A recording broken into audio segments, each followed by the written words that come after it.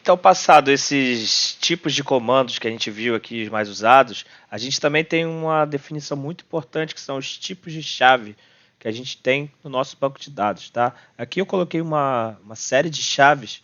A gente não precisa falar sobre todas essas sete, tá? Agora nesse momento, acho que as principais que a gente tem que focar em entendimento são as chaves primária e a chave estrangeira, tá? A chave primária, ela é uma chave exclusiva de um ID que a gente geralmente coloca dentro de uma tabela para identificar aquela linha, né? aquele registro. Por exemplo, numa tabela de cliente, a gente geralmente coloca um ID do cliente, client ID, alguma coisa assim. Esse número geralmente pode ser sequencial ou não, tá? Mas ele geralmente é um número único. Geralmente não, ele é um número único e não nulo, tá? Porque a gente não quer que um ID não seja tem espaços vazios ali, tenha registro sem ID. Então, geralmente a gente cria a primary key, ela sempre é not null, tá? Ela é um dado não nulo e às vezes a gente pode botar um auto incremento para ele criar automático, mas não pode ser repetido também, tá? Qual a diferença da chave primária para estrangeira? Geralmente a chave primária de uma tabela, ela acaba se tornando chave estrangeira em outra. Como assim?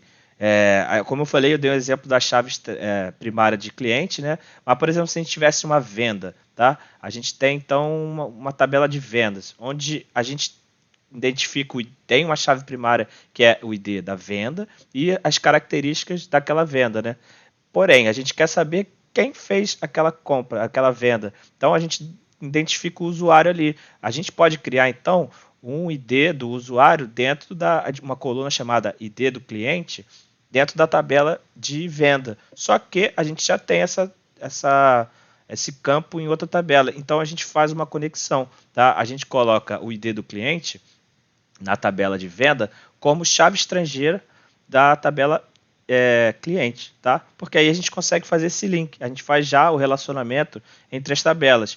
Então, e a gente pega sempre, a gente precisa necessariamente que aquele D esteja lá na tabela de cliente. A gente consegue ter essa atomicidade boa de garantir que a gente não vai colocar um registro que não exista lá na tabela de cliente. Beleza? Então, esse é o foco maior dessas chaves. Aqui, se vocês quiserem consultar a documentação para entender mais, uma chave primária é uma pergunta que às vezes cai em entrevista, tipo, ela pode, não necessariamente ela precisa ser um número, ela pode ser uma chave composta, né, de uma ou mais colunas, tá?